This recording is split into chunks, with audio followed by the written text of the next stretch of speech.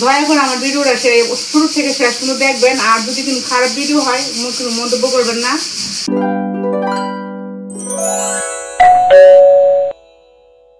আসসালামু আলাইকুম ভিউয়ার্স, আপনারা সবাই কেমন আছেন? আশা করি আলহামদুলিল্লাহ অনেক ভালো আছেন। আমরা আলহামদুলিল্লাহ অনেক ভালো আছি। তো আজকে আপনাদেরকে দেখাবো একটা সহজভাবে পাঁচমিশালি গুঁড়া মাছ। এই যে গুঁড়া মাছ আমি এটা ভাজিয়ে এটা বোনা করবো। আমার জামাই এটা অনেক পছন্দ করে আর কি। তো এটা অতি সহজে এটা করবো, এটা দেখবেন আর কি। তো সাথেই থাকুন। এটা আমি এখন লবণ হলুদ দিচ্ছি, এটা ভাজবো আর কি। এখন মাছগুলো আমি হলুদ দিয়ে লবণ দিয়ে এটা আমি করছি আর কি, মাখাইছি।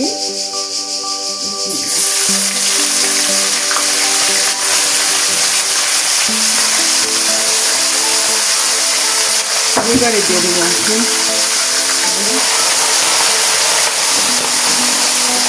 এত ভালো মানে মাছ, একটা মাছও লাগে না, রান্না করতে অনেক আরাম।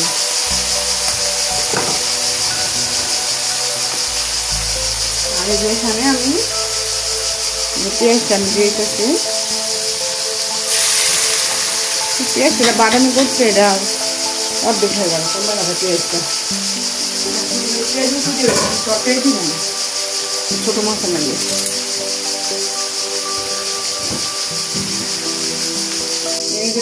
এক এক করে মাছগুলো আমি ভেজে নিচ্ছি। ভালো কড়াই করে ভাজছি মাছটি, কড়াই করে না ভাজলে মাছ খাওয়া হয় না। আর আমি তো লেবুর রস আর লবণ দিয়ে তো আমি 2-3 ঘন্টার মতো ভিজে রাখি প্রতিটা মাছই আর কি। মাছের একটা খারাপ বন্ধ হয়েছে। এই যে পেঁয়াজটা আর কি, এখন এটা একটু বাদাম হলে পরে আমি মশলা দেবো আর কি।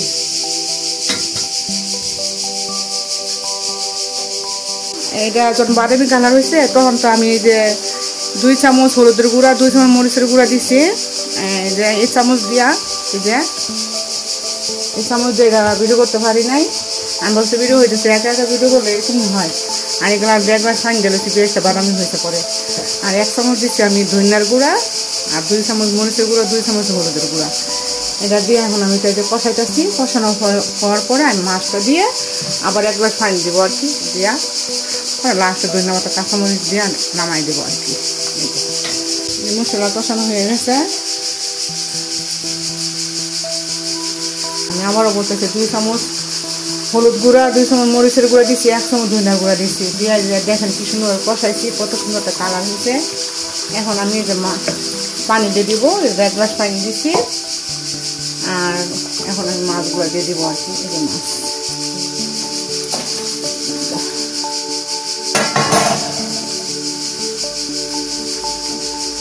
এটা দিয়ে আমি ঢেকে দিব।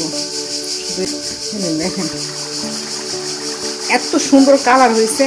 রান্না শেষ, খালি আমি ধনিয়া পাতা দিয়ে নামাই দেবো। শেষ ধনিয়া পাতা দিয়ে দিচ্ছি। এটা 30 মিনিটে গুঁড়া মাছ, 5 মিশালি গুঁড়া মাছ রান্না করছি। এই মাছ অনেক কষ্ট পরিষ্কার করতে। দয়া করে সাবস্ক্রাইব করবেন, কমেন্ট করবেন, লাইক করবেন, শেয়ার করবেন। ভালো থাকবেন। আসসালামু আলাইকুম, আল্লাহ হাফেজ।